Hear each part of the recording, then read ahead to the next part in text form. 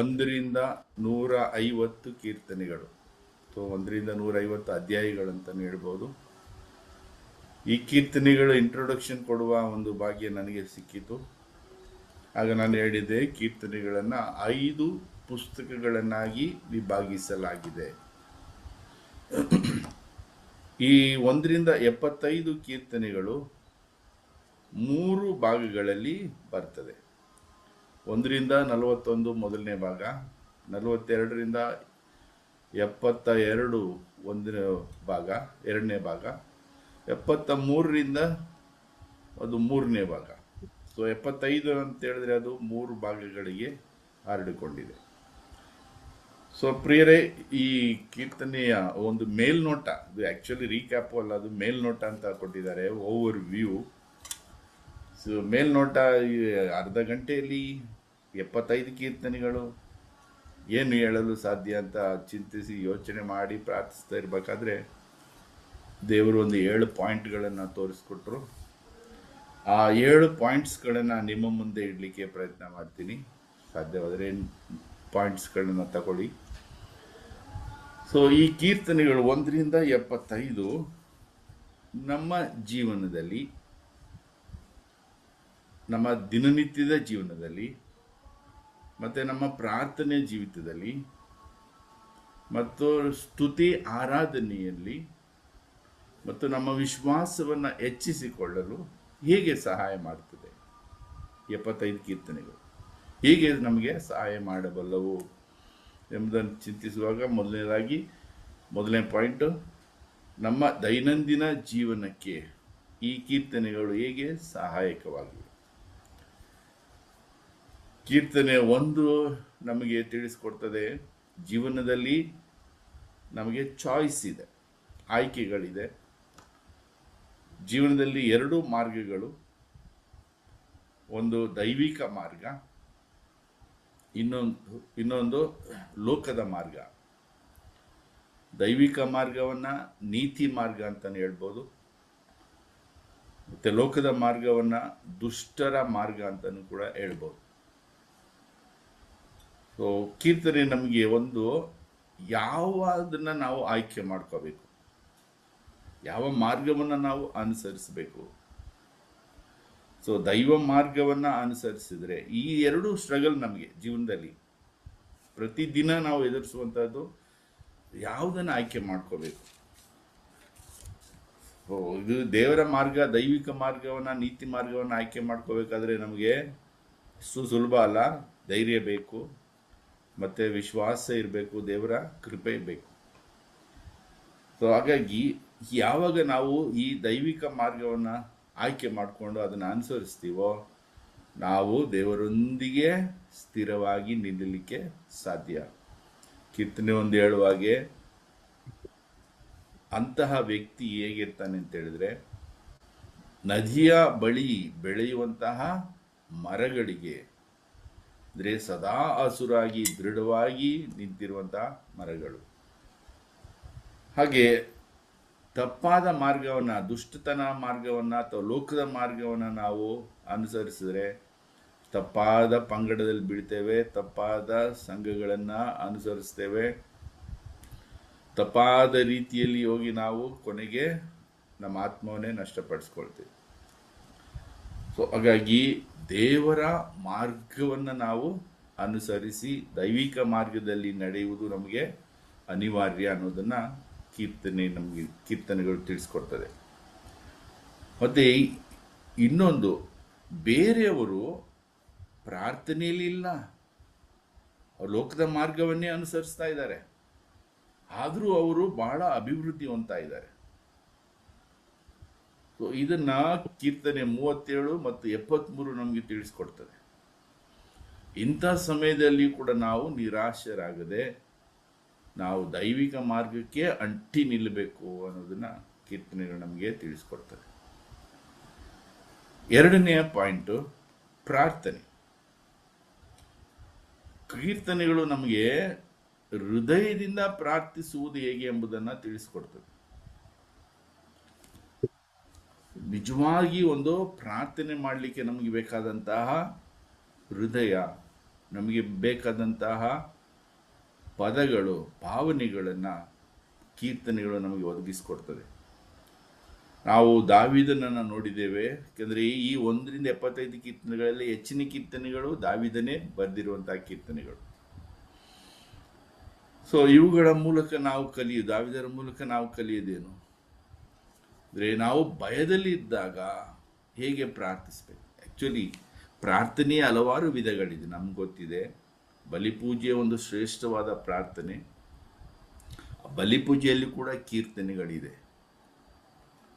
ಹಾಗೆಯೇ ಸಾಮೂಹಿಕ ಪ್ರಾರ್ಥನೆ, ಅಲ್ಲಿ ಕೂಡ ಕೀರ್ತನೆಗಳು, ಸ್ತುತಿ ಆರಾಧನೆಯಲ್ಲಿ ಕೀರ್ತನೆಗಳು ಬರ್ತದೆ.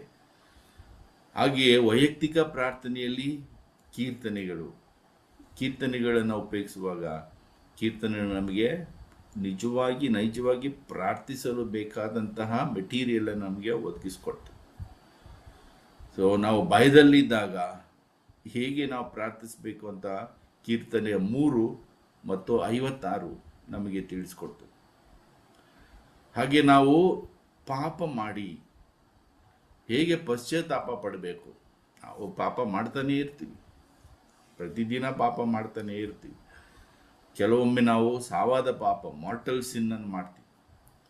ಈ ರೀತಿ ಮಾರ್ಟಲ್ ಸಿನ್ ಮಾಡುವಾಗ ಹೇಗೆ ಪಶ್ಚಾತ್ತಾಪ ಪಡಬೇಕು ಅನ್ನೋದನ್ನು ಕೀರ್ತನೆ 51 ನಮಗೆ ವ್ಯಕ್ತವಾಗಿ ತಿಳಿಸ್ಕೊಡ್ತದೆ. ಅದೇ ದುಃಖದಲ್ಲಿ ಇರುವಾಗ ಅಥವಾ ಗೊಂದಲದಲ್ಲಿ ಇರುವಾಗ ಹೇಗೆ ಪ್ರಾರ್ಥಿಸಬೇಕು ಅಂತ ಕೀರ್ತನೆ 73 ನಮಗೆ ತಿಳಿಸ್ಕೊಡ್ತದೆ. ಹಾಗೆ ಸಂತೋಷದಲ್ಲಿದ್ದಾಗ, ಖುಷಿಯಲ್ಲಿದ್ದಾಗ, ಆನಂದದಲ್ಲಿರುವಾಗ ಹೇಗೆ ಪ್ರಾರ್ಥಿಸಬೇಕು ಅಂತ ಕೀರ್ತನೆ 30 ನಮಗೆ ತಿಳಿಸ್ಕೊಡ್ತದೆ. ಈ ಕೀರ್ತನೆಗಳು ನಮಗೆ ನಿಜವಾಗಿ ಒಂದು ಪ್ರಾಮಾಣಿಕವಾಗಿ ಪ್ರಾರ್ಥನಾ ಜೀವಿತದಲ್ಲಿ ತೊಡಗಬೇಕಾದ್ರೆ, ಪ್ರಾರ್ಥನಾ ವ್ಯಕ್ತಿಗಳಾಗಬೇಕಾದ್ರೆ ನಮಗೆ ನಿಜವಾದ ಹೃದಯ ಮುಖ್ಯ, ಪದಗಳು ಮುಖ್ಯ ಅಲ್ಲ ಅನ್ನೋದನ್ನ ಈ ಕೀರ್ತನೆಗಳು ನಮಗೆ ತಿಳಿಸಿಕೊಡ್ತದೆ. ಪ್ರಿಯರೇ, 4ನೇ ಪಾಯಿಂಟ್ ಹೇಳಿ ಬ್ರದರ್. ಪಾಡು 4ನೇ ಪಾಯಿಂಟ್, ಸಂತೋಷದಲ್ಲಿರುವಾಗ ಹೇಗೆ ಪ್ರಾರ್ಥಿಸ್ಬೇಕಂತ ಕೀರ್ತನೆ 30 ನಮಗೆ ತಿಳಿಸ್ಕೊಡ್ತದೆ. ಈಗ 3ನೇ ಪಾಯಿಂಟಿಗೆ ಬರ್ತಾ ಇದ್ದೀನಿ. ಆರಾಧನೆ ಅಥವಾ ಸ್ತುತಿ ಆರಾಧನೆ. ಸ್ತುತಿ ಆರಾಧನೆ ನಮ್ಮ ಜೀವನದಲ್ಲಿ ಬಹಳ ಮುಖ್ಯ. ಮತ್ತೆ ಅದರ ಇಂಪಾರ್ಟೆನ್ಸ್ ಬಗ್ಗೆ ಹೇಳಬೇಕಾಗಿಲ್ಲ, ನಮ್ಗೆ ಗೊತ್ತಿದೆ. ಸ್ತುತಿ ಆರಾಧನೆ ಯಾಕೆ ಮಾಡ್ತೀವಿ, ಹೇಗೆ ಮಾಡ್ತೀವಿ, ಸೊ ಯಾರಿಗೆ ಮಾಡ್ತೀವಿ ಅನ್ನೋದು. ಈ ಕೀರ್ತನೆಗಳು ನಮಗೆ ಸತ್ಯವಾದ ಸ್ತುತಿ ಆರಾಧನೆ ಮಾಡೋದು ಹೇಗೆ ಎಂಬುದನ್ನು ತಿಳಿಸ್ಕೊಡ್ತವೆ. ಸೊ ನಾವು ಸ್ತುತಿ ಆರಾಧನೆ ಮಾಡುವುದು ದೇವರನ್ನ ಮಹಿಮೆ ಪಡಿಸಲು, ದೇವರಲ್ಲಿರುವಂತಹ ಆ ಗುಣಗಳನ್ನು, ದೇವರಲ್ಲಿರ್ತಂತಹ ಆ ಘನತೆ, ಆ ಮಹಿಮೆ, ಆ ಮಹೋನ್ನತೆಯನ್ನು ನಾವು ಹಾಡಿ ಹೊಗಳುವುದು. ದೇವರು ಏನಾಗಿದ್ದಾರೆ ಎಂಬುದನ್ನು ನಾವು ಅರಿತು ಅವರ ಮಹಿಮೆಗೆ ತಕ್ಕದಾದ ಒಂದು ಸ್ತುತಿ ಆರಾಧನೆಯನ್ನು ನಾವು ಹೃದಯಪೂರ್ವಕವಾಗಿ ಕೊಡುವಂಥದ್ದು. ಸೊ ದೇವರ ಶಕ್ತಿ ಏನೆಂಬುದನ್ನು ಕೀರ್ತನೆ 29 ನಮಗೆ ತಿಳಿಸ್ಕೊಡ್ತದೆ. ಹಾಗೆ ದೇವರ ಕೃಪೆ, ದೈವ ಕೃಪೆ ಏನು, ದೇವರ ಕರುಣೆ ಏನು ಎಂಬುದನ್ನು ಕೀರ್ತನೆ 36 ನಮಗೆ ತಿಳಿಸ್ಕೊಡ್ತದೆ. ಹಾಗೆ ದೇವರ ರಾಜ್ಯತ್ವ, ಸಕಲಕ್ಕೂ ದೇವರೇ ಒಡೆಯರು, ಅವರೇ ಸಾರ್ವಭೌಮ, ನಿತ್ಯಕ್ಕೂ ಆಳುವ ಅರಸರು ಅವರು ಎಂಬುದನ್ನು ಕೀರ್ತನೆ 47 ನಮಗೆ ತಿಳಿಸ್ಕೊಡ್ತದೆ. ಅಂದರೆ ನಮ್ಮ ಈ ಸ್ತುತಿ ಆರಾಧನೆ ನಮ್ಮ ಪರಿಸ್ಥಿತಿ ಮೇಲೆ ಅಲ್ಲ, ದೇವರ ಸ್ವಭಾವವನ್ನು ಆಧರಿಸಿ, ದೇವರ ಘನತೆ ಮಹಿಮೆಯನ್ನು ಅರಿತು ಅದಕ್ಕೆ ಸ್ತುತಿ ಆರಾಧನೆಯನ್ನು ಸಲ್ಲಿಸು. ಅದಕ್ಕೆ ಬೇಕಾದಂಥ ಎಲ್ಲ ವಸ್ತುಗಳನ್ನು ನಮಗೆ ಕೀರ್ತನೆಗಳು ಒದಗಿಸಿಕೊಡ್ತದೆ. ಯಾವುದೇ ಸ್ತುತಿ ಆರಾಧನೆ ನೋಡಿ ಅದರಲ್ಲಿ ಕೀರ್ತನೆಯನ್ನು ಅಳವಡಿಸಿದಾಗ ಅದು ಪೂರ್ಣವಾಗ್ತದೆ, ಪರಿಪೂರ್ಣವಾಗ್ತದೆ. Praise the Lord. 4ನೇ ಪಾಯಿಂಟು, ಕೀರ್ತನೆಗಳು ನಮ್ಮ ನಂಬಿಕೆಯನ್ನು, ವಿಶ್ವಾಸವನ್ನು ಹೆಚ್ಚಿಸ್ತವೆ. ನೋಡಿ, ನಾವು ಕೀರ್ತನೆಯ ಪ್ರಾರಂಭದಲ್ಲಿ ಹಿಂದಿನವರೆಗೂ ಎಷ್ಟು 150 ಕೀರ್ತನೆಗಳನ್ನು ಆಲಿಸಿದ್ದೀವಿ, ಧ್ಯಾನಿಸಿದ್ದೀವಿ, ಚಿಂತಿಸಿದ್ದೀವಿ.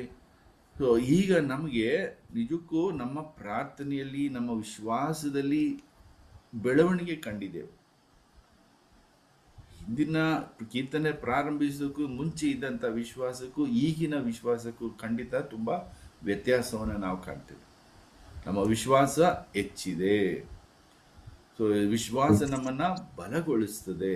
ನಮ್ಮ ವಿಶ್ವಾಸ ದಿನೇ ದಿನೇ ಕೀರ್ತನೆಯನ್ನು ಓದುವಾಗ ನಮಗೆ ಆ ವಿಶ್ವಾಸ ಹೆಚ್ಚಾಗ್ತದೆ. ಯಾಕಂದರೆ ದೇವರು ಮಾಡುವಂತಹ ಕಾರ್ಯಗಳು, ದೇವರು ನಮ್ಮನ್ನು ನಡೆಸುವಂಥ ರೀತಿ, ದೇವರು ನಮಗೆ ತೋರುವಂತಹ ಪ್ರೀತಿ, ಆ ಕರುಣೆ, ಕ್ಷಮೆ, ಇದನ್ನು ನಾವು ಆಳವಾಗಿ ಅರ್ಥಕೊಂಡು ನಮ್ಮ ಜೀವನದಲ್ಲಿ ಅದು ಪರಿಣಾಮವನ್ನು ಬೀರ್ತದೆ. ಸೊ ದೇವರ ವಾಕ್ಯ ನಮ್ಮಲ್ಲಿ ನೆಲೆಯಾಗಿ ಆ ವಾಕ್ಯ ನಮ್ಮನ್ನು ಪರಿವರ್ತಿಸಿ ನಮ್ಮ ವಿಶ್ವಾಸವನ್ನು ಹೆಚ್ಚಿಸುವಂತೆ ಮಾಡ್ತದೆ. ಉದಾಹರಣೆ, ಸಂಕಷ್ಟದಲ್ಲಿರುವಾಗ ಕೀರ್ತನೆ 46 ಓದಬೇಕು.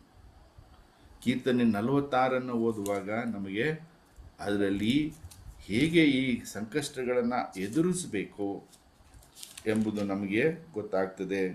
ದೇವರೇ ನಮಗೆ ಆಶ್ರಯ ದುರ್ಗ, ಸಂಕಟದಲ್ಲಿ ಸಿದ್ಧ ಸಹಾಯಕ. ಕಡಲಲ್ಲಿ ಗುಡ್ಡಗಳು ಮುಳುಗಿದರೂ ದಿಗಿಲಿಲ್ಲ, ಪೊಡವಿ ಕಂಪಿಸಿದರೂ ನಮಗೆ ಭಯವಿಲ್ಲ. ಸಮುದ್ರ ಬೋರ್ಗರೆದರೇನೋ, ನೊರೆ ಕಾರಿದರೇನೋ. ಅಂದರೆ ನಮ್ಮ ಸುತ್ತ ಏನೇ ನಡೀಲಿ, ಏನೇ ಪ್ರಾಕೃತಿಕ ವಿಕೋಪಗಳು ನಡೀಲಿ, ಮಾನವ ನಿರ್ಮಿತ ವಿಕೋಪಗಳು ನಡೆಯಲಿ, ನಮಗೆ ಯಾವ ಭಯ ಇಲ್ಲ. ಯಾಕಂದರೆ ಅಂತಿಮವಾಗಿ ದೇವರು ನಮ್ಮ ಕೈ ಹಿಡಿದಿರ್ತಾರೆ. ದೇವರು ನಮ್ಮನ್ನು ಇದೆಲ್ಲದರಿಂದ ಮೇಲೆತ್ತಾರೆ, ಕಾಪಾಡ್ತಾರೆ. ಅವರೇ ನಮಗೆ ಆಶ್ರಯ ದುರ್ಗ ಅನ್ನೋದನ್ನು ಈ ಕೀರ್ತನೆ ನಮಗೆ ದೃಢವಾಗಿ ತಿಳಿಸ್ಕೊಡ್ತದೆ. ಹಾಗೆ ಆಗಲೇ ಹೇಳಿದೆ, ನಾವು ಪ್ರತಿ ಸಾರಿ ಪಾಪ ಮಾಡ್ತಾನೆ ಇರ್ತೀವಿ. ಕೆಲವೊಮ್ಮೆ ಸಾವಾದ ಪಾಪ, ಮಾರ್ಟಲ್ ಸಿನ್ನನ್ನು ಮಾಡ್ತೀವಿ. ಮಾರ್ಟಲ್ ಸಿನ್ ನಮ್ಗೆ ಗೊತ್ತಿದೆ, ತುಂಬ ಅದು ಕೆಟ್ಟದು, ತಪ್ಪಾದ ಕಾರ್ಯ. ಅದರಿಂದ ಹೊರ ಬರಬೇಕು ಅಂತೇಳಿದ್ರೆ ನಾವೇನು ಮಾಡಬೇಕು? ಮೊದಲು ಪಶ್ಚಾತ್ತಾಪ ಪಡಬೇಕು. ಆ ಪಾಪಕ್ಕೆ ನಾವು ವ್ಯಕ್ತವಾಗಿ ಪಶ್ಚಾತ್ತಾಪ ಪಟ್ಟಾಗ ಮಾತ್ರ ನಮಗೆ ಕ್ಷಮೆ. ಹೀಗೆ ಹೇಗೆ ಪಶ್ಚಾತ್ತಾಪ ಪಡಬೇಕು ಎಂಬುದನ್ನು ಕೀರ್ತನೆ 32 ಹಾಗೂ 51 ನಮಗೆ ತಿಳಿಸ್ಕೊಡ್ತದೆ. ಕೀರ್ತನೆಯ 32ರ ಒಂದು ಹೆಡ್ಡಿಂಗ್ ಆಗಿದೆ, ಪಾಪ ನಿವೇದನೆ, ಪಾಪ ವಿಮೋಚನೆ. ಸೊ ಯಾರ ಪಾಪ ಪರಿಹಾರವಾಗಿದೆಯೋ, ಯಾರ ದ್ರೋಹ ವಿಮೋಚನೆ ಆಗಿದೆಯೋ ಅವರೇ ಧನ್ಯರು. ಯಾರ ಅಪರಾಧವನ್ನು ಪ್ರಭು ಎಣಿಸಿಲ್ಲವೋ, ಯಾರ ಅಂತರಂಗದಲ್ಲಿ ಕುತಂತ್ರವಿಲ್ಲವೋ ಅವರೇ ಧನ್ಯರು. ಸೊ ಪಾಪ ನಾವು ಮಾಡ್ತೇವೆ, ಆದರೆ ಅದನ್ನು ಹೋಗಲಾಡಿಸಲು ಏನು ಮಾಡಬೇಕು ಅನ್ನೋದನ್ನು ಕೀರ್ತನೆ ನಮಗೆ ತಿಳಿಸ್ಕೊಡ್ತದೆ. ಕೀರ್ತನೆ 51, ದಾವೀದನು ಪಾಪ ಮಾಡಿದ ಮೇಲೆ ಸೊ ಹೇಗೆ ಪಶ್ಚಾತ್ತಾಪ ಪಡ್ತಾನೆ ಅನ್ನೋದು ನಮಗೆ ಗೊತ್ತಿದೆ. ಆ ಕೀರ್ತನೆ ನಾವು ದಿನಂಪ್ರತಿ ನಾವು ಓದ್ತಾ ಇದ್ದೀವಿ. ಸೊ ಇದು ನಮ್ಮನ್ನು ದೈನ್ಯರನ್ನಾಗಿ ವಿನಮ್ರರನ್ನಾಗಿ ಮಾಡ್ತದೆ.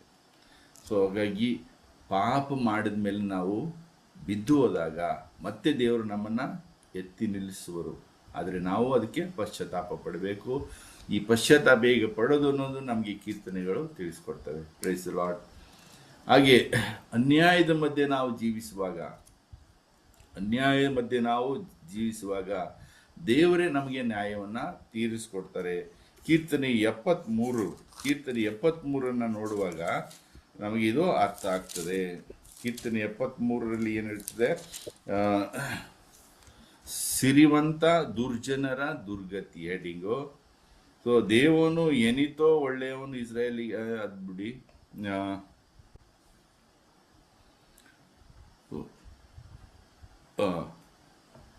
ಆ ಜನರಿಗೆ ನೋವು ಕಾಂಬುದಿಲ್ಲ. ಯಾರಿಗೆ? ದುಷ್ಟರಿಗೆ.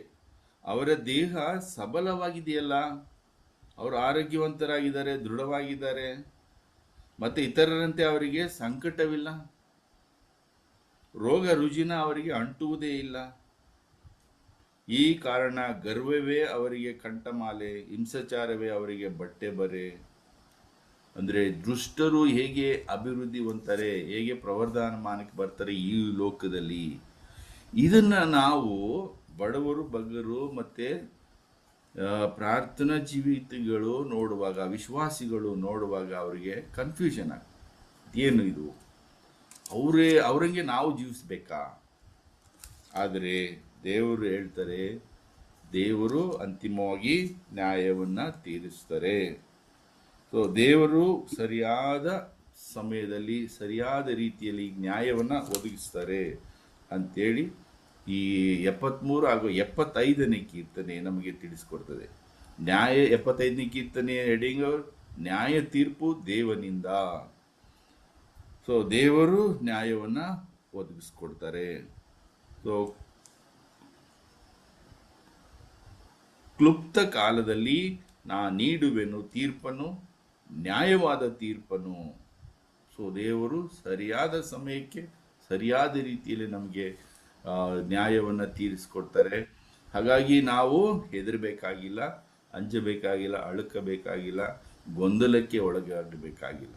ಕೀರ್ತನೆಯನ್ನು ಆಧರಿಸಿ ನಾವು ಅದನ್ನು ಧ್ಯಾನಿಸುವಾಗ ನಮಗೆ ಎಲ್ಲವೂ ಸ್ಪಷ್ಟವಾಗ್ತದೆ. Price the lord.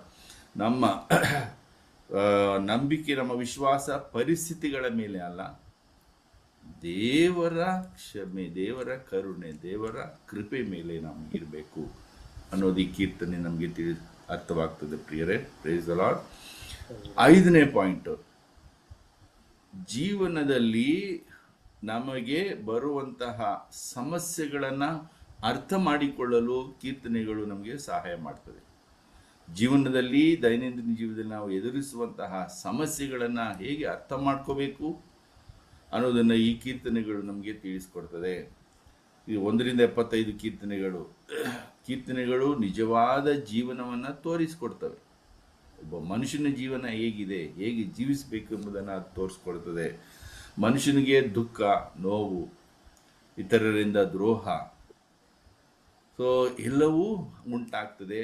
ಆದರೆ ದೇವರ ಮುಂದೆ ನಾವು ಕುಳಿತಾಗ ಈ ಕೀರ್ತನೆಗಳ ಪ್ರಕಾರ ಯಾವುದೂ ದೇವರ ಮುಂದೆ ಮುಚ್ಚುಮರೆ ಇಲ್ಲ, ಎಲ್ಲವನ್ನೂ ದೇವರ ಮುಂದೆ ಬಿಚ್ಚಿಡೋದೆ.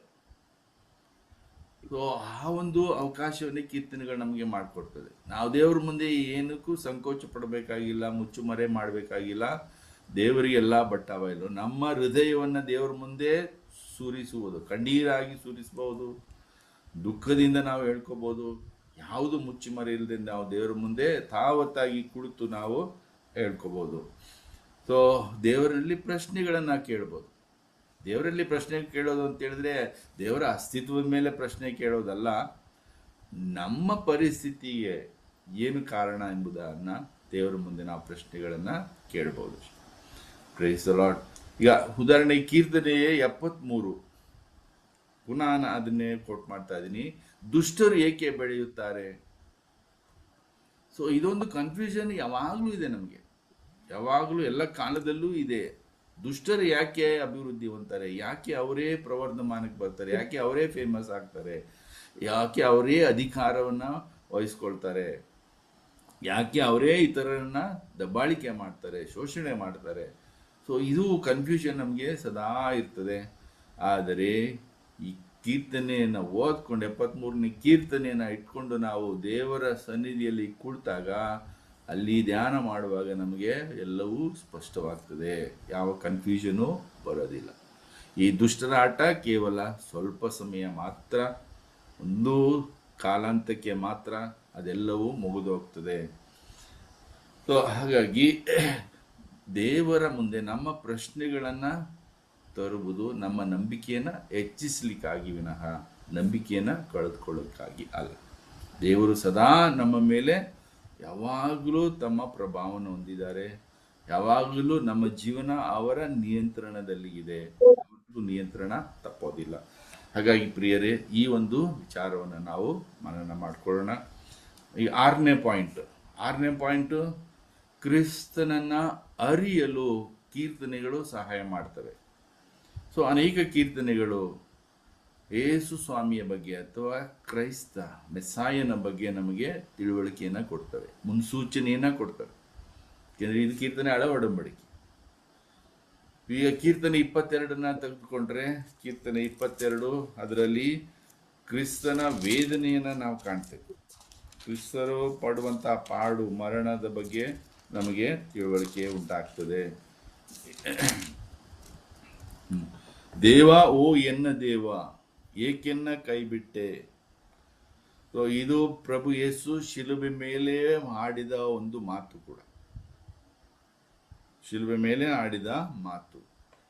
ಸೊ ಇದು ಕ್ರಿಸ್ತನನ್ನ ಹೋಲಿಸ್ತದೆ, ಕ್ರಿಸ್ತನಿಗೆ ಅದು ಅನ್ವಯ ಆಗ್ತದೆ. ಹಾಗೆ ಕೀರ್ತನೆ 16 ನಾವು ನೋಡುವಾಗ, ಕೀರ್ತನೆ 16ರಲ್ಲಿ ಪುನರುತ್ಥಾನದ ಬಗ್ಗೆ ಇದೆ. ಪುನರುತ್ಥಾನದ ಬಗ್ಗೆ ಅದು ನಮಗೆ ತಿಳಿಸ್ಕೊಡ್ತದೆ. ಏಕೆನೆ ದೂಡುವುದಿಲ್ಲ ನೀನು ಎನ್ನನ್ನು ಅಧೋಲೋಕಕ್ಕೆ, ಬಿಟ್ಟು ಕೊಡುವುದಿಲ್ಲ ನಿನ್ನ ಈ ಭಕ್ತನನ್ನು ಪಾತಾಳಕ್ಕೆ, ತೋರ್ಪಡಿಸುವೆನಿಗೆ ಅಮರ ಜೀವನ ಮಾರ್ಗವನ್ನು, ನಿನ್ನ ಸನ್ನಿಧಿ ಕೊಡುವುದು ಪರಮಾನಂದವನ್ನು. Praise the Lord. ಸೊ ಇದು ಪುನರುತ್ಥಾನದ ಬಗ್ಗೆ, ಪ್ರಭು ಯೇಸುವಿನ ಬಗ್ಗೆ ಕೊಡುವಂತ ಮಾಹಿತಿ, ಜ್ಞಾನವಾಗಿದೆ ಪ್ರಿಯ. ಹಾಗೆ ಕೀರ್ತನೆ 72 ನ್ಯಾಯವಾದ ರಾಜ್ಯದ ಬಗ್ಗೆ ತಿಳುವಳಿಕೆ ಕೊಡ್ತದೆ. ಸೊ ನ್ಯಾಯವಾದ ರಾಜ್ಯ ಅದು ಯಾರಿಂದ ಸಾಧ್ಯ? ಪ್ರಭು ಯೇಸುವಿನಿಂದಲೇ ಸಾಧ್ಯ. ಯೇಸುವೆ ಕ್ರಿಸ್ತ ರಾಜ, ಸದಾಕಾಲವೂ ಮಹಿಮೆಯೊಂದಿಗೆ ಆಳುವಂತಹ ದೇವರು. ಸೊ ಈ ಕೀರ್ತನೆ 72 ಅಂತಿಮ ಭಾಗಗಳಲ್ಲಿ ನಾವು ಇದನ್ನ ಕಾಣ್ತೇವೆ. ಶಾಶ್ವತವಾಗಲಿ ಶ್ರೀನಾಮ ಆತನಿಗೆ, ಬೆಳಗಲಿ ಆತನ ಕೀರ್ತಿ ಸೂರ್ಯನಿರುವವರೆಗೆ, ಆತನ ಆಶೀರ್ವಾದ ಕೋರಲಿ ಸರ್ವರು ತಮಗೆ, ಶುಭವೆನ್ನಲಿ ಸಕಲ ರಾಷ್ಟ್ರಗಳು ಆತನಿಗೆ. ಸ್ತುತ್ಯರ್ಹನು ಸ್ವಾಮಿ ದೇವನು, ಇಸ್ರಾಯೇಲರ ದೇವನು, ಆತನೋರ್ವನೇ ಮಾತ್ಕಾರ್ಯಗಳನ್ನು ಎಸಗುವಂತವನು. ಮಹಿಮಾಯುಕ್ತ ಆತನ ನಾಮಕ್ಕೆ ಸದಾಕಾಲವು ಸ್ತುತಿ. ಆಮೇನ್, ಆಮೇನ್. ಸೊ ಇದು ಯೇಸು ಸ್ವಾಮಿಯನ್ನು ಕುರಿತು ಮಾಡುವಂತಹ ಒಂದು ಮುನ್ಸೂಚನೆ ಆಗಿದೆ. ಎಲ್ಲವೂ ನೆರವೇರಿದೆ, ಎಲ್ಲವೂ ನೆರವೇರಿದೆ. ಅಂದರೆ ಈ ಕೀರ್ತನೆಗಳು ನಮಗೆ ಕ್ರಿಸ್ತನ ಬಗ್ಗೆ ತಿಳುವಳಿಕೆಯನ್ನು ಕೊಡ್ತವೆ. ಸೊ ಹಳ ಒಡಂಬಡಿಕೆಯಲ್ಲಿ ಕ್ರಿಸ್ತನನ್ನ ಕಾಣಲು ನಮಗೆ ಸಹಾಯ ಮಾಡ್ತದೆ. ಈ ರೀತಿ ನಾವು ಈ ಕೀರ್ತನೆಗಳನ್ನು ಓದಿ ಕ್ರಿಸ್ತನ ಬಗ್ಗೆ ಅರಿವನ್ನು ಪಡ್ಕೊಂಡಾಗ ಕ್ರಿಸ್ತನೊಂದಿಗೆ ನಮ್ಮ ಸಂಬಂಧ ಹೆಚ್ಚಾಗ್ತದೆ. ಜಾಯ್ ಬ್ರದರ್ ನಮಗೆ ಈಗ ತಿಳಿಸ್ಕೊಡ್ತಾ ಇದ್ದಾರಲ್ಲ ಶಿಷ್ಯತ್ವ. ಸೊ ಅದರ ಪೂರ್ಣ ಅರಿವು ನಮಗೆ ಆಗಬೇಕಾದ್ರೆ ಕೀರ್ತನೆಗಳ ಸಹಾಯ ನಮಗೆ ಬೇಕಾಗ್ತದೆ ಪ್ರಿಯರೇ. Praise the Lord. 7ನೇ ಪಾಯಿಂಟ್, ಸೊ ದೈನಂದಿನ ಉಪಯೋಗ. ಅಂದರೆ ನಮ್ಮ ದೈನಂದಿನ ಜೀವನಕ್ಕೆ ಕೀರ್ತನೆಗಳನ್ನು ನಾವು ಹೇಗೆ ಅಳವಡಿಸ್ಕೋಬಹುದು ಅಂತೇಳಿ ಸರಳ ವಿಧಾನಗಳು. ಮೊದಲು ನಾವೇನು ಮಾಡಬೇಕು? ಒಂದು ಕೀರ್ತನೆಯನ್ನು ಆರಿಸ್ಕೋಬೇಕು, ಅದನ್ನು ಓದಬೇಕು. ಒಂದ್ಸರಿ ಓದಿದ್ರೆ ಅಲ್ಲ, ಅದನ್ನು ಪದೇ ಪದೇ ನಮ್ಮ ಮನಸ್ಸಿನ ಆಳಕ್ಕೆ ಇಳಿಯುವವರೆಗೂ ಅದನ್ನು ಓದಬೇಕು. ಒಂದು ಕೀರ್ತನೆ ಆಯ್ಕೆ ಮಾಡಿ ಅದನ್ನೇ ಓದಬೇಕು ಆವತ್ತು. ಆ ನಂತರ ಅದರ ಬಗ್ಗೆ ಧ್ಯಾನಿಸಬೇಕು. ಧ್ಯಾನಿಸಿ ಆ ಕೀರ್ತನೆಯನ್ನು ನಮ್ಮ ಪ್ರಾರ್ಥನೆಯನ್ನಾಗಿ ಪರಿವರ್ತಿಸ್ಕೋಬೇಕು. ಅದ್ರ ಬಲಿಯುವ ಅಂಶಗಳನ್ನೆಲ್ಲ ನಾವು ಚಿಂತನೆ ಮಾಡಿ ಧ್ಯಾನಿಸಿ ಅದನ್ನು ನಮ್ಮ ಜೀವನಕ್ಕೆ ಅಳವಡಿಸ್ಕೊಂಡು ಅದನ್ನು ಪ್ರಾರ್ಥಿಸಬೇಕು. ಆ ನಂತರ ದೇವರ ಸ್ವಭಾವಕ್ಕಾಗಿ, ದೇವರು ಮಾಡಿದ ಮಹತ್ವ ಕಾರ್ಯಗಳಿಗಾಗಿ, ದೇವರು ನನ್ನ ಜೀವನದಲ್ಲಿ ಮಾಡುವಂತಹ ಮಹತ್ ಕಾರ್ಯಗಳಿಗಾಗಿ ದೇವರನ್ನು ಸ್ತುತಿಸಿ ಆರಾಧಿಸಬೇಕು. ಇದು ಪ್ರತಿದಿನ ನಾವು ಮಾಡ್ತಾ ಹೋದರೆ ಖಂಡಿತ ನಮಗೆ ಆ ಜೀವನ ತುಂಬ ಸರಳವಾಗ್ತದೆ. ಆ ಒಂದು ದಿನವನ್ನು ನಾವು ಒಳ್ಳೆಯ ರೀತಿಯಿಂದ ಕಳೆಯಲು ಸಾಧ್ಯವಾಗ್ತದೆ. ಅದರಲ್ಲಿ ಎಲ್ಲವೂ ಅಡಗಿರ್ತದೆ. ದೇವರಿಗೆ ನಾವು ಕೊಡುವಂಥ ಪ್ರಾರ್ಥನೆ, ದೇವರು ಮಾಡುವಂತಹ ಸ್ತುತಿ ಆರಾಧನೆ, ದೇವರು ಮಾಡುವಂತಹ ಎಲ್ಲ ಮಾತು ಕಾರ್ಯಗಳಿಗೆ ನಾವು ಅರ್ಪಿಸುವ ಧನ್ಯವಾದಗಳು ಎಲ್ಲವೂ ಅದರಲ್ಲಿ ಅಡಗಿರೋದ್ರಿಂದ ಒಂದು ದಿನವನ್ನು ಒಂದು ಉತ್ತಮವಾಗಿ ಪ್ರಾರಂಭಿಸಲು ಕೀರ್ತನೆ ನಮಗೆ ಸಹಾಯ ಮಾಡ್ತದೆ. ಕೊನೆಯದಾಗಿ ಹೇಳೋದಾದರೆ ಈ 1-75 ಕೀರ್ತನೆ ನಮಗೆ ಏನನ್ನ ಕಲಿಸ್ಕೊಡ್ತದೆ?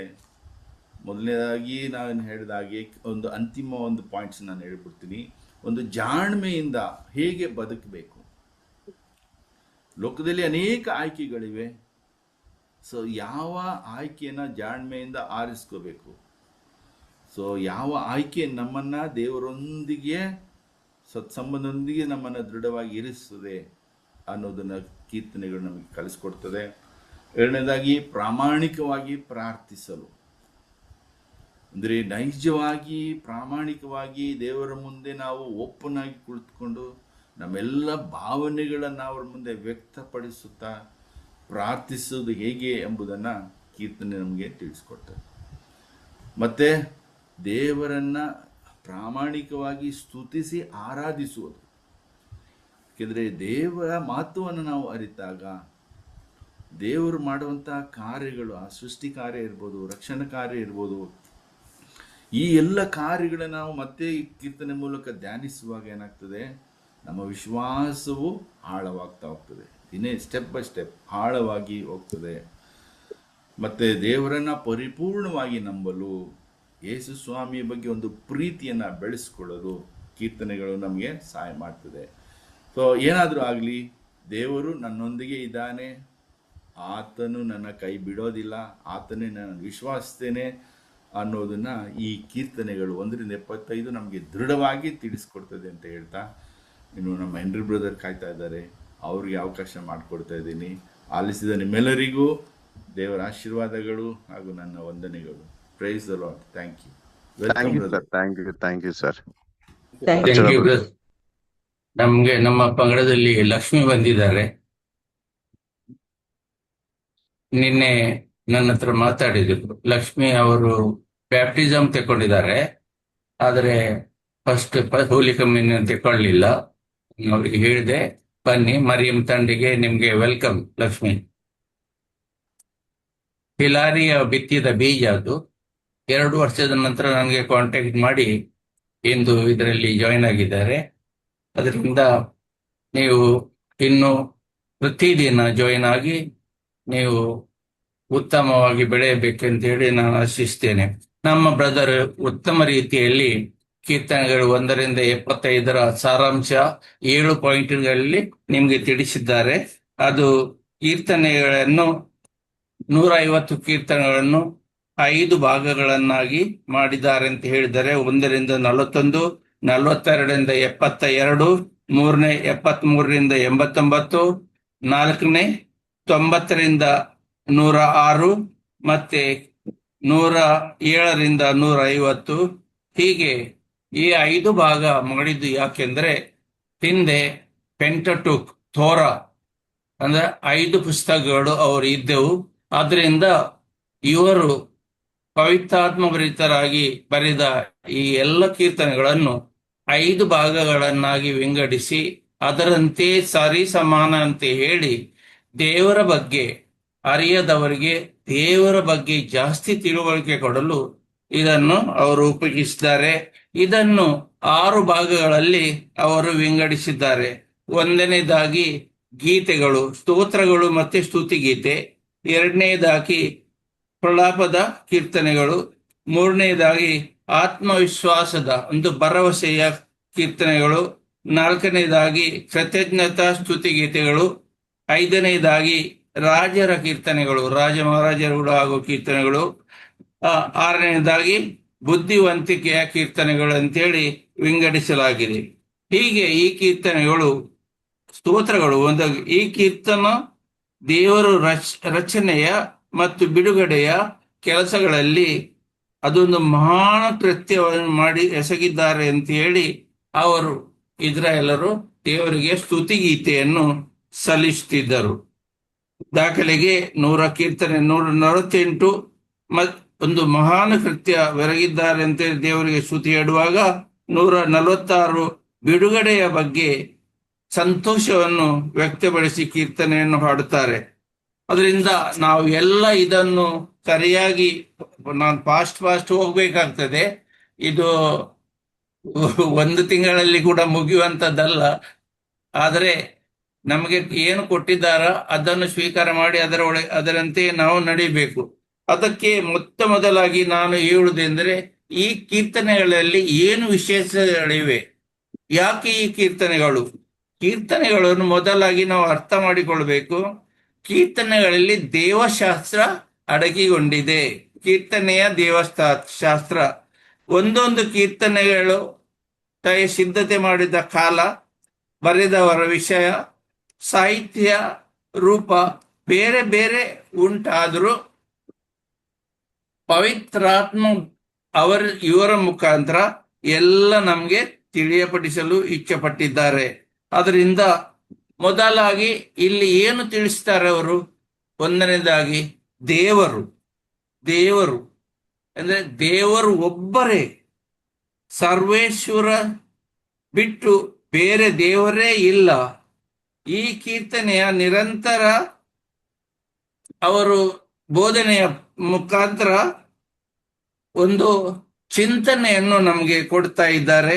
ನಾವು ನೋಡುವುದಾದ್ರೆ ಕೀರ್ತನೆ 18:31, 83, 18, 115, 3-7, 135, 15-17 ಸರ್ವೇಶ್ವರ ಸ್ವಾಮಿ ಕೃತ್ಯ ಇಲ್ಲಿ ಸ್ಪಷ್ಟವಾಗಿ ಮನುಷ್ಯ ರೂಪದಲ್ಲಿ ಚಿತ್ರೀಕರಣ ಮಾಡಲಾಗಿದೆ.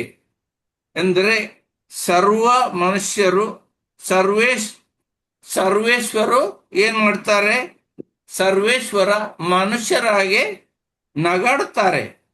ಅದು ಕೂಡ ಅವರು ಮನುಷ್ಯ ದೃಷ್ಟಿಯಲ್ಲಿ ನೋಡ್ತಾರೆ, ಅವರು ನಗಾಡುತ್ತಾರೆ ಅಂತ ಹೇಳಿ ಕೀರ್ತನೆ 2:4 ತೋರಿಸ್ತಾರೆ.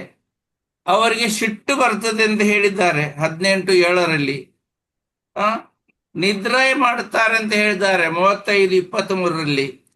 ಮತ್ತೆ ಇತರರು ಸರ್ವೇಶ್ವರ ಸದಾ ಕರೆಯುವಾಗ ಅವರು ನಮಗೆ ಸಿಗ್ತಾರೆ, ನಮಗೆ ಪ್ರತ್ಯುತ್ತರ ಕೊಡುತ್ತಾರೆ. ಆದ್ರಿಂದ ದಾವೀದರಾಜ ಹೇಳುವಾಗ ನನಗೆ ಕೇಳು ಅಂತ ಹೇಳುವಾಗ ದೇವರು ಕೇಳ್ತಾರೆ, ದೇವರು ಕಿವಿ ಕೊಡ್ತಾರೆ. ನಾವು ಕರೆದ ಕೂಡಲೇ ಅವರು ಆನ್ಸರ್ ಕೊಡ್ತಾರೆ. ಆದ್ರೆ ಅವ ಏನು ಹೇಳ್ತಾರೆ? ಸ್ವಲ್ಪ ಫಾಸ್ಟ್ ಮಾಡು ಅಂತ ಹೇಳಿದ್ದ ಇದು ಹೇಳ್ತಾರೆ, ಸ್ವಲ್ಪ ಬೇಗ ಇದು ಮಾಡು, ನಿನ್ನ ಕಿವಿಯನ್ನು ನನ್ನೆಡೆಗೆ ತೆರಿ, ನೀನ್ ಕಿವಿ ಮುಚ್ಚಬೇಡ ನನ್ನ ಪ್ರಾರ್ಥನೆಗೆ. ಈಗ ಮನುಷ್ಯರ ಹತ್ರ ಮಾತಾಡುವ ಹಾಗೆ ಅವರು ಮಾತಾಡ್ತಿದ್ದರು. ನಿನ್ನ ಕಣ್ಣುಗಳನ್ನು ಮುಚ್ಚಬೇಡ.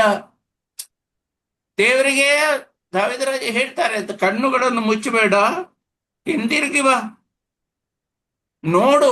ಇದೆಲ್ಲ ಹೇಳುವಾಗ ನಾವು ಇದನ್ನು ಅನುಸರಿಸ್ತೇವಾ? ಈ ಪ್ರಕಾರ ನಾವು ದೇವರ ಹತ್ರ ನಮ್ಮ ಸಂಭಾಷಣೆ ನಡೆಸ್ತೇವಾ? ದೇವರಿಂದ ಭಯದಿಂದ ದೂರ ಇರ್ತೇವಾ? ಭಯ ಭಕ್ತಿ 2 ಇರಬೇಕು. ದೇವರ ಮುಂದೆ ನಾವು ಕುಳಿತಿದ್ದೇವೆ, ದೇವರು ನಮ್ಮೊಟ್ಟಿಗೆ ಇದ್ದಾರೆ, ದೇವರು ನಮ್ಮನ್ನೇ ಅವರ ದೇವಾಲಯವಾಗಿ ಮಾಡಿದ್ದಾರೆ. ನಾವು ನಾನು ಪವಿತ್ರ ಆದಾಗ ನೀನು ಪವಿತ್ರ ಆಗಬೇಕಂತ ಹೇಳಿದ್ದಾರೆ. ಎಷ್ಟು ಹೇಳಿದರು ಆ ಸಮಯದಲ್ಲಿ ಬೈಬಲ್ ಇರಲಿಲ್ಲ. ಬೈಬಲ್ ಇಲ್ಲದ ಕಾರಣ ಜನರಿಗೆ ಎಲ್ಲರಿಗೂ ಸಿಕ್ಕಬೇಕಾದ ಒಂದು ಕಾರ್ಯ ಅಂತ ಹೇಳಿದ್ರೆ ದೇವರ ಪರಿಚಯ ಸರಿಯಾಗಿ ಎಲ್ಲರಿಗೂ ಸಿಕ್ಬೇಕು ಅಂತ ಹೇಳಿ ದಾವೀದರಸನ ಮುಖಾಂತರ ಈ ಕೀರ್ತನೆಗಳನ್ನು ಪವಿತ್ರಾತ್ಮ ಭರಿತರಾಗಿ ಅವರು ಬರೆದು ಹಾಕಿದ್ರು. ದೇವರಿಗೆ ನನ್ನ ದೇವರು ಜೀವಂತ ದೇವರು, ಇಸ್ರಾಯೇಲ್ನ ದೇವರು ಜೀವಂತ ದೇವರು. ನಮ್ಮ ಎಲ್ಲ ಕಾರ್ಯಗಳಿಗೆ, ನಮ್ಮ ಎಲ್ಲ ಕಷ್ಟ ಸಂಕಟಗಳಿಗೆ ಅವರು ಎದುರಾಗ್ತಾರೆ.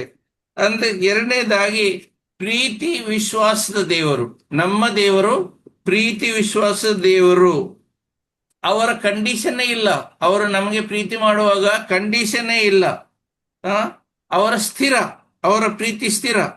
ಅಂದ್ರೆ ಈ ಒಡಂಬಡಿಕೆ ಅವರು ಮಾಡಿದ್ದಾರೋ ಅದು ಯಾರಿಗೋಸ್ಕರ ಮಾಡಿದ್ದು? ನನಗೋಸ್ಕರ, ನಮಗೋಸ್ಕರ ಅವರು ಒಡಂಬಡಿಕೆ ಮಾಡಿದ್ದಾರೆ. ಆದ್ರಿಂದ ಒಡಂಬಡಿಕೆಯ ಪ್ರೀತಿ ಮಾಡುವ ದೇವರು. ಅವರು ಹೇಳಿದ್ದನ್ನು ಯಾರು ಸರಿಸ್ತಾರೋ, ಅವರ ಪ್ರೀತಿಯಲ್ಲಿ ತುಂಬುತ್ತಾರೋ, ಅವರು ಹೇಳಿದ್ದಾರೆ. ನಾವು ರೋಮನ್ರಿಗಂತ ತೆಗೆದ 5:5 ಹೇಳಿದ್ದಾರೆ, ದೇವರು ಅವರ ಪ್ರೀತಿಯನ್ನು ಪವಿತ್ರಾತ್ಮರ ಮುಖಾಂತರ ನಮ್ಮ ಹೃದಯದಲ್ಲಿ ಧಾರಾಳವಾಗಿ ಸುರಿಸಿದ್ದಾರೆ ಅಂತ ಹೇಳಿ ಅವರು ತಿಳಿಸಿದ್ದಾರೆ. ಹಾಗಿರುವಾಗ ಇದೇ ದೇವರ ಹೆಸರು ಅಂತ ಹೇಳಿ ಕೂಡ ನಾವು ಹೇಳಬಹುದು. ಕೀರ್ತನೆ 109, 21 ಮತ್ತೆ 138, 2 ನಾವು ಇದನ್ನು ನೋಡಬಹುದು. ಈ ಕೀರ್ತನೆಗಳಲ್ಲಿ 128 ಸಾರಿ ಮತ್ತೆ ಇದನ್ನು ತಿಳಿಸಲಾಗಿದೆ.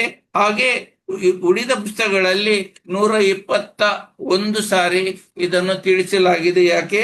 ದೇವರು ಪ್ರೀತಿ ವಿಶ್ವಾಸದ ದೇವರು ಅಂತ ಹೇಳಿ ತಿಳಿಸಲಾಗಿದೆ. ಹಾಗಿರುವಾಗ 2ನೇದಾಗಿ ದೇವರು ಕರುಣೆಯ ದೇವರು. ಇದನ್ನು ಕೂಡ ತೋರಿಸಿಕೊಟ್ಟಿದ್ದಾರೆ. ದೇವರು ಎಂಬ ಶಬ್ದ ಉದರದ ಫಲ. ಉದರದ ಫಲ ಅಂದ್ರೆ ಫ್ರೂಟ್ ಆಫ್ ದ ವೂಮ್ ಅಂತ ಹೇಳಿ ಅವರು ತೋರಿಸ್ತಾರೆ. ಅದು ಗುರುತ ಅವರಿಗೆ ಒಂದು.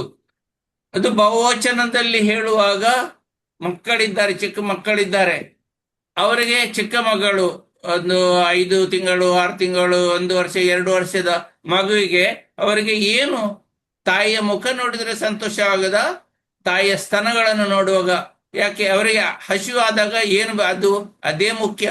ಅದರಿಂದ ದೇವರು ನಮ್ಮ ಪ್ರೀತಿ ಅದೇ ರೀತಿಯಲ್ಲಿ ನಮಗೆ ತೋರಿಸ್ತಾರೆ ಅಂತೇಳಿ ಇದರ ಮುಖಾಂತರ ಇದು ನೋಡುವಾಗ ಕೀರ್ತನೆ ದೇವರ ಪ್ರೀತಿಯ ಬಗ್ಗೆ ಕೀರ್ತನೆ 25:6, 51:1, 86, 15, 103:4 ಮತ್ತು ಇನ್ನಿತರ ತುಂಬಾ ಇಲ್ಲಿ ಇವೆ.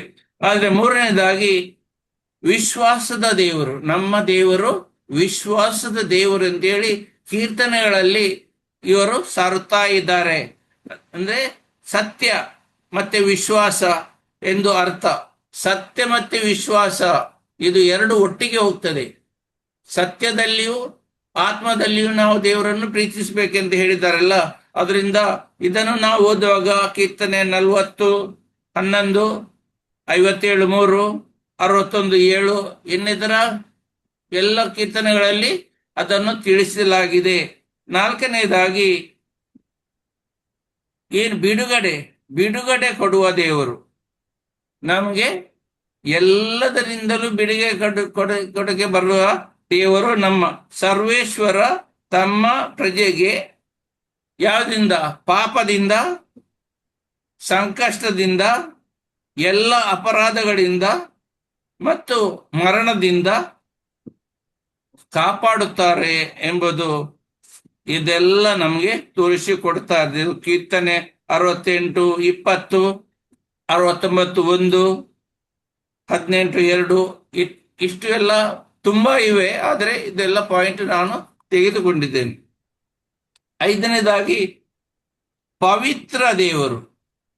ನಮ್ಮ ದೇವರು ಜೀವಂತ ದೇವರು, ಒಬ್ಬರೇ ದೇವರು, ಅವರು ಪವಿತ್ರರು ಅಂತ ಹೇಳಿ. ಅದರಿಂದ ಅದಕ್ಕೆ ಏನು ವರ್ಡ್ ಉಪಯೋಗ? ಖಾದೋಷ್ ಅಂದರೆ ಜೀವಿತ ಮತ್ತು ಶಕ್ತಿ ಎರಡೂ ಅದರಲ್ಲಿ ಅಡಕವಾಗಿದೆ ಎಂದು ಅರ್ಥ. ಅದು ಕೀರ್ತನೆ 33, 21 99:3, 111:9 ಇದರಲ್ಲೆಲ್ಲ ಅಡಕವಾಗಿದೆ. ಆರನೇದಾಗಿ ನಮ್ಮ ದೇವರು ನೀತಿಯ ದೇವರು ಅಂತ ಹೇಳಿ ಕೀರ್ತನೆಗಳಲ್ಲಿ ಸಾರಲಾಗಿದೆ.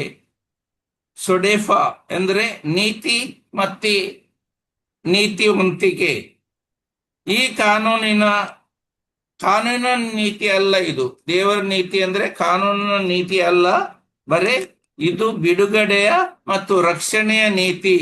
ಅಂದ್ರೆ ಕೀರ್ತನೆ 96, 10, 97:2, 45, 6 ಮತ್ತು 7 ಇದರಲ್ಲಿ ಕೂಡ ಈ ವಾಕ್ಯಗಳು ಅಡಕವಾಗಿವೆ.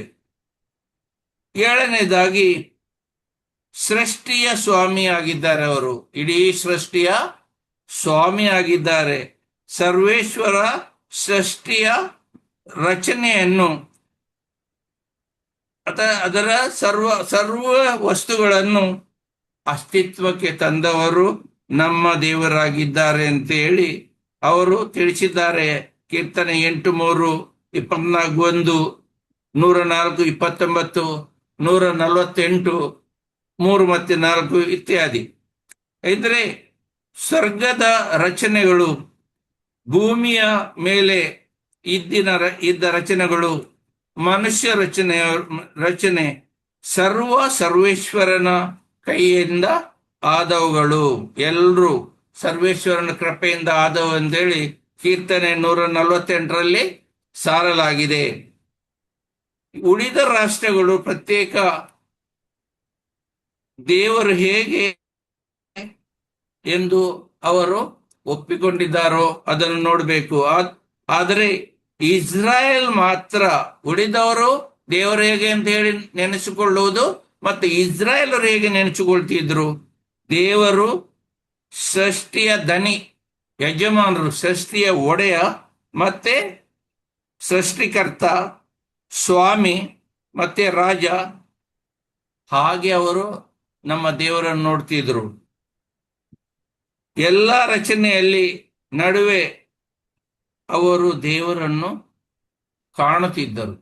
ದೇವರು ಇದನ್ನೆಲ್ಲ ಸೃಷ್ಟಿ ಮಾಡಿದ್ದು, ಎಲ್ಲದರಲ್ಲಿಯೂ ಅವರು ದೇವರನ್ನು ಕಾಣ್ತಿದ್ದರು. ಇದು ದೇವರು ಕೇಳಿದ್ದು, ದೇವರಿಂದ ಕೇಳಿದ್ದು, ಮತ್ತೆ ದೇವರ ರುಚಿಯನ್ನು ಅವರು ಅನುಭವಿಸಿದ್ದರು. ಅದ 7ನೇದಾಗಿ, ಚರಿತ್ರೆಯ ಅಧಿಪತಿ ಯಾರು? ದೇವರು. ಸೃಷ್ಟಿ ಸ್ಟಾರ್ಟಿನಿಂದ ಇಂದಿನವರೆಗೆ ಇಡೀ ಚರಿತ್ರೆಯೇ ಅರಿತವರು ಖಾಲಿ ದೇವರು ಮಾತ್ರ. ನಾವು ಕೆಲವು ಸಮಯಕ್ಕೆ ಬರ್ತೇವೆ, ಮಂಡ್ಯದ ಬಗ್ಗೆ ಮಾತಾಡಿದರೆ ಸ್ವಲ್ಪ ಯಾರು ಮಂಡ್ಯದಲ್ಲಿದ್ದಾರೆ ಅವ್ರು ಹೇಳ್ತಾರೆ, ಮೈಸೂರಿನಲ್ಲಿ ಇದ್ದವ್ರು ಮೈಸೂರಿನ ಬಗ್ಗೆ ಹೇಳ್ತಾರೆ, ಮತ್ತೆ ನಮಗೆ ಬೇರೆ ಏನು ಗೊತ್ತಿಲ್ಲ. ಚರಿತ್ರೆ ಬಗ್ಗೆ ನಮಗೆ ಇಲ್ಲಿ ಚರಿತ್ರೆಯ ಕ್ಲಾಸ್ ಇಟ್ಟು ಅಲ್ಲಿ ಹಿಂದಿನಿಂದ ಎಲ್ಲ ಚರಿತ್ರೆ ಹೇಳ್ತಾರೆ. ಇದು ನಮಗೆ ಯಾಕೆ ಅಂತ ಹೇಳಿ ನಾವು ಕೂಡ ಬೊಬ್ಬೆ ಆಗ್ತೇವೆ. ಆದ್ರೆ ಅದು ಅಗತ್ಯ. ಸರ್ವೇಶ್ವರನ ಚರಿತ್ರೆಯಲ್ಲಿ ಎಲ್ಲ ನಡೆದ ವಚನಗಳು, ಎಲ್ಲ ಏನೆಲ್ಲ ನಡೆದದೆಲ್ಲ ದೇವರೇ ನಡೆಸಿಕೊಂಡು ಹೋಗ್ತಾರೆ. ಕೀರ್ತನೆ 144 1-3, 116 6ರಲ್ಲಿ, 105 ಮತ್ತೆ 106 ಕೀರ್ತನೆಗಳಲ್ಲಿ ಈಜಿಪ್ತಿನಿಂದ ಅವರು ಹೇಗೆ ಎಲ್ಲವನ್ನು ಉಪಕಾರ ಸ್ಮರಣೆಯ ಉಪಕಾರ ಮನಸ್ಸಿನಿಂದ ಸ್ಮರಣೆ ಮಾಡುತ್ತಾ ದೇವರಿಗೆ ಸ್ತುತಿಸುತ್ತಿದ್ದರು. ಸರ್ವೇಶ್ವರ ಚರಿತ್ರೆಯ ಧನಿ ಎಂದು ಹೇಳಿ ಅವರು ವಿಶ್ವಾಸದಿಂದ ಇದ್ದರು.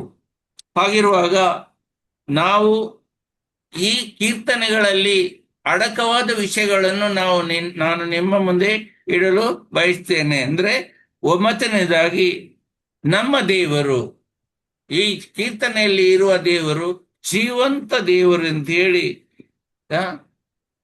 ಅವರು ವ್ಯಕ್ತಪಡಿಸಿದ್ದಾರೆ. ಒಬ್ಬರೇ ದೇವರು, ಒಬ್ಬರೇ ದೇವರು. ಅದರಿಂದ ಮೊದಲೇ ಇಸ್ರಾಯೇಲರು ಎಲ್ಲ ತನ್ನ ದೇವರಿಗೆ ಜೀವಂತ ದೇವರು ಅಂತ ಹೇಳಿ ಅವರು ಸಾರ್ತಿರುವಾಗ 1ನೇ ಅರಸ 17:1ರಲ್ಲಿ ತಿಳಿಸಲಾಗಿದೆ. ಅವರು ಅರಿತುಕೊಂಡಿದ್ರು ಈ ಜೀವಂತ ದೇವರು, ಅವರು ಜೀವಂತ ದೇವರು ಮಾತ್ರ ಅಲ್ಲ, ಮತ್ತೆ ಜೀವನದ ಬುಗ್ಗೆ ಆಗಿದ್ದಾರೆ. ಅಂದ್ರೆ ಸ್ಪ್ರಿಂಗ್, ಜೀವ ಕೊಡುವವರೇ ಅವರು. ಕೀರ್ತನೆ 36:9, 84:2, 85:6 ಮತ್ತೆ ಇತರ ಎಲ್ಲ ವಾಕ್ಯಗಳಲ್ಲಿ ನಾವು ಅದು ಕಾಣಬಹುದು. ಇನ್ನು ಉಳಿದ ಸ್ವಭಾವ ದೇವರಿಗೆ ಅವರು ಲಾಗು ಮಾಡಿದ್ದಾರೆ. ದೇವರ ಪ್ರೀತಿ 84:7, ಸರ್ವೇಶ್ವರನೇ ದೇವರು ಅಂತ ಹೇಳಿ 118:27, ಮಹೋನ್ನತ ದೇವರು ಅಂತ ಹೇಳಿ 57:2 ಮತ್ತೆ 78:56, ವ್ಯಕ್ತಿ ಹೆಸರು 8:1ರಲ್ಲಿ, ನಮ್ಮ ರಿವೆಂಜ್ ತೆಗೊಳ್ಳುವ ದೇವರು. ರಿವೆಂಜ್ ಅವರು ಏನು, ನಮಗೇನಾದ್ರೆ ರಿವೆಂಜ್ ದೇವರೇ ತೆಕ್ಕೊಳ್ತೇನೆ ಅಂತ ಹೇಳಿ ದೇವರು ಹೇಳಿದ್ದಾರೆ ಕೀರ್ತನೆ 94:1ರಲ್ಲಿ. ಇನ್ನು ಉಳಿದ ಸಂಗತಿಗಳು, ನಮ್ಮ ದೇವರು ನಾವು ಏನು ಮಾಡೋದು ಬೇಡ, ಎಲ್ಲ ಅವರು ಮಾಡ್ತಾರೆ, ನಾವು ಅವರೊಟ್ಟಿಗೆ ಒಡಂಬಡಿಕೆಯಲ್ಲಿ ಜೀವನ ಮಾಡಿದರೆ ಸಾಕು ಅಂತ ಹೇಳಿ.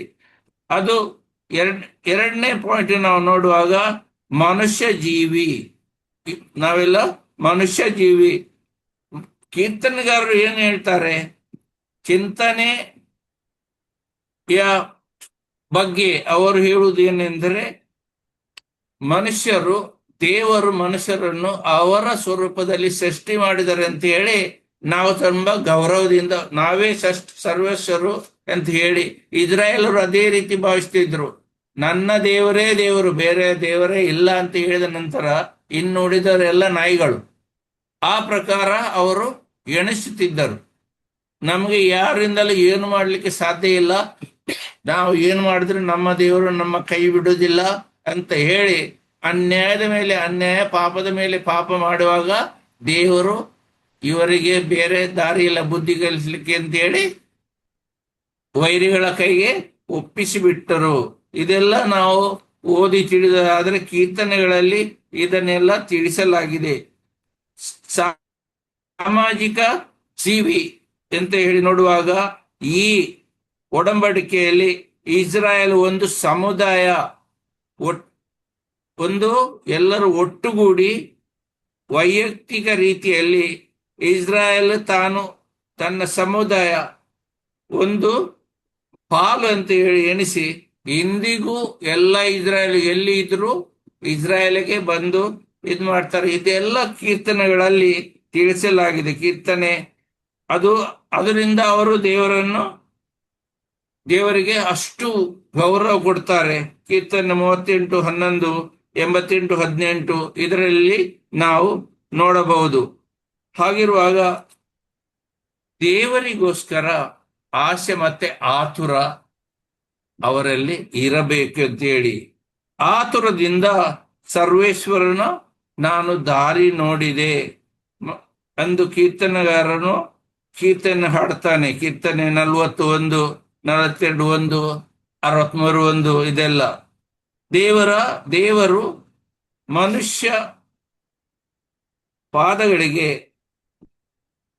ಬೇಕಾದ ಯಾವುದು ನೀರಿನಲ್ಲಿ ಮುಳುಗಿದ್ದಲ್ಲ, ಕಾಲು ನೀರಿನಲ್ಲಿ ಮುಳುಗದೆ ಅವರು ಆ ಕೆಂಪು ಕಡಲನ್ನು ದಾಟಿಸುವಾಗ ಒಣ ನೆಲದಲ್ಲಿ ಎಲ್ಲರನ್ನು ಕರೆದುಕೊಂಡು ಹೋದರು.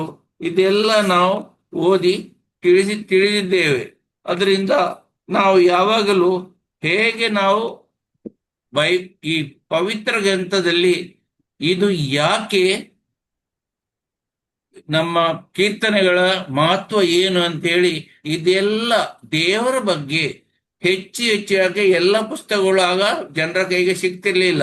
ಆದರೆ ಇದನ್ನು ದಾವೀದ ಅರಸರು ಎಲ್ಲರ ಕೈಗೆ ಸಿಕ್ಕುವ ಹಾಗೆ ಈ ಕೀರ್ತನೆಗಳನ್ನು ಪ್ರತಿದಿನ ಬೆಳಿಗ್ಗೆ, ಮಧ್ಯಾಹ್ನ, ಸಾಯಂಕಾಲ ಕೀರ್ತನೆಗಳನ್ನು ಹಾಡುತ್ತಾ ಕುಣಿಯುತ್ತಾ, ಅದರಿಂದ ಅವರೆಲ್ಲ ಬಾಬಿಲೋನಿನಲ್ಲಿ ಇರುವಾಗ ಸಂತೋಷದಿಂದ ಅವರು ಆ ಕೀರ್ತನೆಗಳನ್ನು ಹಾಡಿ ಅಂತೇಳಿ ಬಾಬಿಲೋನ್ನವರು ಅವರಿಗೆ ಹೇಳಿದಾರಲ್ಲ, ಅವರಿಗೆ ಕೂಡ ಸಂತೋಷವೇ. ಅಷ್ಟು ಸಂತೋಷದಿಂದ ಕುಣಿಯುವ ಆ ಕೀರ್ತನೆಗಳನ್ನು ಹಾಡಲು. ಆದ್ರೆ ನಾವು ಹೇಗೆ ಕೀರ್ತನೆಗಳನ್ನು ಹಾಡ್ತೇವೆ? ಈಗ ಕ್ರಿಸ್ತೀಸ್ ಸಂಪ್ರದಾಯದಲ್ಲಿ ಕೀರ್ತನೆಗಳಿಗೆ ಏನು ಉಂಟು? ನಾವು ಈಗ ಪವಿತ್ರ ಪುಸ್ತಕದಲ್ಲಿ ಅಂದ್ರೆ ಅದು ನಡುವೆ ಉಂಟು. ಹಳೆ ಒಡಂಬಡಿಕೆ ಮತ್ತೆ ಹೊಸ ಒಡಂಬಡಿಕೆ ನಡೆಯುತ್ತೆ ಏನೋ ಇದೆಲ್ಲ ಕೀರ್ತನೆಗಳು. ಆದ್ರಿಂದ ಇದೆಲ್ಲ ನಮ್ಗೆ ಈ ಕೀರ್ತನೆಗಳು ಪುಸ್ತಕ ನಮ್ಗೆ ಸಾಕ್ಷಿ ಕೊಡ್ತದೆ. ಯೋಹನ್ನ 5:39 ಅದನ್ನು ನಾವು ನೋಡಬಹುದು. ಯೇಸು ಕೂಡ ಕೀರ್ತನ ಮುಖಾಂತರ ಮಾತಾಡಿದ್ದಾರೆ. ಇದೆಲ್ಲ ಕೀರ್ತನೆಗಳಲ್ಲಿ ಬರೆದದ್ದು ಇದೆ ಅಂತೇಳಿ ಯೇಸು ಹೇಳಿದಾರಲ್ಲ, ಲೂಕ 24:44 ನನ್ನ ಬಗ್ಗೆ ಎಲ್ಲ ಕೀರ್ತನೆಗಳಲ್ಲಿ ಬರೆದು ಹಾಕಿದೆ ಅಂತ ಹೇಳಿ ಅವರು ತಿಳಿಸಿದ್ದಾರೆ. ಅದರ ಯೇಸು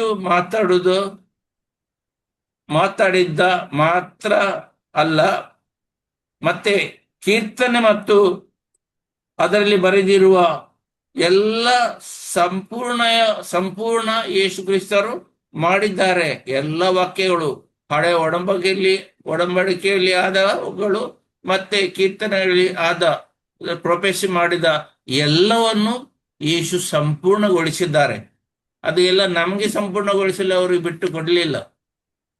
ಆದ್ರಿಂದ ಅವರು ಸಂಪೂರ್ಣ ಮಾಡಿ ನಮ್ಮನ್ನು ಬಿಡುಗಡೆ ಮಾಡಿ, ಯಾರಿಗಾದರೂ ನನ್ನನ್ನು ಹಿಂಬಾಲಿಸಲು ಮನಸ್ಸಿದ್ದರೆ ಅವರು ತನ್ನನ್ನೇ ಪರಿತ್ಯಜಿಸಿ ತನ್ನ ಶಿಲ್ಬೆಯನ್ನು ಹೊತ್ತುಕೊಂಡು ನನ್ನನ್ನು ಹಿಂಬಾಲಿಸಿಲ್ಲ ಅಂತೇಳಿ ಕರೆ ಕೊಟ್ಟಿದ್ದಾರೆ. ಆದ್ರೆ ನಾವು ಎಷ್ಟು ಮಾತ್ರಕ್ಕೆ ಇದೆಲ್ಲವನ್ನು ಓದಿ ಅರ್ಥ ಮಾಡಲಿಕ್ಕೆ ಸಿದ್ಧರಿದ್ದೇವೆ? ಈ 150 ಕೀರ್ತನೆಗಳ ಸಾರಾಂಶ ಕೊಡುವುದೆಂದ್ರೆ ಅದು ಸುಲಭದ ಕೆಲಸ ಅಲ್ಲ. ಇದರಲ್ಲಿ ತುಂಬಾ ವಿಷಯಗಳು ಅಡಕವಾಗಿವೆ. ಅದರಿಂದ ಏನಂತ ಈ ಸಂಪ್ರದಾಯದ ಎಲ್ಲವನ್ನು ಯಾರು ಬರೆದಿದ್ದಾರೆ? Saint Ambrose, Saint Augustine, Saint John Chrysostom, ಇವರೆಲ್ಲ ಅವರವರ ಪುಸ್ತಕಗಳಲ್ಲಿ ಅವರು ಬರೆದ ಇದರಲ್ಲಿ ಬರೆದು ಹಾಕಿದ್ದಾರೆ. ಕೀರ್ತನೆ ನಮಗೆ ಏನು ಕಲಿಸ್ತದೆ? ಈ ಕೀರ್ತನೆಗಳು ನಮಗೆ ಏನು ಕಲಿಸ್ತದೆ? ಒಂದನೇದಾಗಿ ಕೀರ್ತನೆ ನಮಗೆ ದೇವರ ಪರಿಚಯ ಮಾಡಿಕೊಡ್ತದೆ. ಈ ಕೀರ್ತನೆಗಳು ಎಷ್ಟೆಲ್ಲ ಅಡಕವಾಗಿದೆ, ನಮ್ಮ ದೇವರ ಪರಿಚಯ ಮಾಡಿಕೊಡ್ತದೆ. ಸರ್ವೇಶ್ವರು ಒಬ್ಬರೇ ದೇವರು, ಅವರು ಬಿಟ್ಟು ಬೇರೆ ದೇವರೇ ಇಲ್ಲ. ಇಸ್ರಾಯೇಲ್ ಎಲ್ಲ ಜನರಿಗೆ ಒಂದೇ ನಿಜ ದೇವರಿಗೆ ಆರಾಧನೆ ಮಾಡಬೇಕು ಅಂತ ಹೇಳಿ ಬೋಧಿಸಿದ್ದಾರೆ. ಕೀರ್ತನೆ 1, 3, 42, 130 ಎಲ್ಲ ಕೀರ್ತನೆಗಳಲ್ಲಿ ಅದನ್ನು ನಾವು ನೋಡಬಹುದು. ಕೀರ್ತನೆ ಅವರು ದೇವರ ಸ್ತುತಿ, ಅವರು ಕೀರ್ತನೆಗಳ ಮುಖಾಂತರ ದೇವರ ಸ್ತುತಿ ಮಾಡದಿದ್ದರು. ಸುಖ ಮತ್ತೆ ದುಃಖ ದೇವರಿಂದ ಬರುವುದು, ದೇವರೇ ಅದನ್ನು ನೋಡ್ಕೊಳ್ತಾರೆ. ಈಗ ಜೀವಂತವಿರುವುದು ನಾನಲ್ಲ, ಯೇಸು ನನ್ನಲ್ಲಿ ಜೀವಂತವಾಗಿದ್ದಾರೆ. ಆದ್ರಿಂದ ನಾನು ಯಾವುದಕ್ಕೂ ಹೆದರಬಾರದು. ಅಂದ್ರೆ ದೇವರು ನಮ್ಮನ್ನು ಬಿಡುಗಡೆ ಕೊಟ್ಟಿದ್ದಾರೆ. ಇದರ ಬಗ್ಗೆ ಕೀರ್ತನೆ 118ರಲ್ಲಿ ತಿಳಿಸಲಾಗಿದೆ. ಬ್ರದರ್, ಎಷ್ಟು ಸಮಯ ಆಯ್ತಾ ಬ್ರದರ್? ಇಲ್ಲ ಬ್ರದರ್, ಕಂಟಿನ್ಯೂ ಮಾಡಿ. ಈಗ 5:52. 5:52 ಇದೆಲ್ಲ ನಾವು ಓದಿ ಇದೆಲ್ಲ ಗೂಢಾರ್ಥಗಳನ್ನು ನಾವು ತಿಳಿದುಕೊಂಡಿದ್ದೇವೆ. ಇದರಿಂದ ನಾವು ಹೆಚ್ಚಾಗಿ ತಿಳಿಸುವುದೇನೆಂದರೆ, ಇದೆಲ್ಲ ನಮಗೆ ಅಗತ್ಯದ ವಿಷಯವಾಗಿದೆ. ಈ ಕೀರ್ತನೆಗಳ ಬಗ್ಗೆ ನಾವು ಇನ್ನೂ ಹೆಚ್ಚು ಅಂದ್ರೆ ಕೀರ್ತನೆಗಳಲ್ಲಿ ಅದು 6 ಭಾಗ ಮಾಡಿ ಆ 6 ಭಾಗಗಳ ಬಗ್ಗೆ ವಿವರಿಸುವಾಗ, ಒಂದೇ ಗೀತೆಗಳೆಂದರೆ ಆ ಗೀತೆಗಳು ಏನೆಲ್ಲ ತಿಳಿಸಿದೆ. ಟೋಟಲ್ ಗೀತೆಗಳು 19 ಇವೆ. 8, 19, 29, 33, 100, 103, 104, 111, 113, 114, 117, 135, 136, 145, 146, 147, 148, 149 ಮತ್ತೆ 150. 19 ಗೀತೆಗಳು. ಇದು ದೇವರಿಗೆ ಸ್ತುತಿಗೀತೆ ಹಾಡಲಿಕ್ಕೆ ಬೇಕಾದಂತ ಗೀತೆಗಳಾಗಿವೆ. ಹಾಗಾದ್ರೆ ಪ್ರಲಾಪದ ಕೀರ್ತನೆಗಳನ್ನು ನೋಡುವಾಗ, ಕಷ್ಟ ಸಂಕಟಗಳಿಗೆ ನಿರಾಶೆಯ ಒಳಗಾದವರು ದೇವರಿಗೆ ಅವರ ಮಾತಿನಲ್ಲಿ ದೇವರಿಗೆ ಕರೆಯುತ್ತಾರೆ, ದೇವರೇ ನನಗೆ ಕಾಪಾಡಿ. ವೈಯಕ್ತಿಕವಾಗಿ ಮತ್ತು ಸಾಮೂಹಿಕ ರೀತಿಯಲ್ಲಿ ಅವರು ಆ ಕೀರ್ತನೆಗಳನ್ನು ಬರೆದಿದ್ದಾರೆ. ಈ ಕೀರ್ತನೆ ಸರ್ವೇಶ್ವರನಿಗೆ ಈ ಕೀರ್ತನೆ ಹೊಡೆದ. ನಮ್ಮ ಹತ್ರ ಹೇಗೆ ನಮ್ಗೆ ಕಾಪಾಡು, ನನಗೆ ನೀನೇ ಮಾರ್ಗ, ಬೇರೆ ರಸ್ತೆ ಇಲ್ಲ ಅಂತ ಹೇಳಿ ನಾವು ದೇವರಿಗೆ ಕರೆ ಕೊಡ್ತಾ ಇರ್ತೇವೆ. ಹಾಗಿರುವಾಗ ನಾವು ಇದನ್ನು ಸರಿಯಾಗಿ ಅರಿತುಕೊಂಡು ಆ ಪ್ರಕಾರ ನಮ್ಮ ಜೀವನವನ್ನು ನಾವು ನಡೆಸಬೇಕಾಗಿದೆ. ಟೈಮ್ 6 ಗಂಟೆಗೆ ಮುಗಿಸ್ಬೇಕಾ? ಮುಗಿಸ್ಬೇಕಲ್ಲ, ಇನ್ನೇನ್ ಮಾಡೋದು? ಪ್ರಲಾಪದ ಕೀರ್ತನೆಗಳು ಯಾವುದು? ಪ್ರಲಾಪದ ಕೀರ್ತನೆಗಳು ಪ್ರಲಾಪದ ಕೀರ್ತನೆಗಳು ತುಂಬಾ ಇವೆ. ಪ್ರಲಾಪದ ಕೀರ್ತನೆಗಳು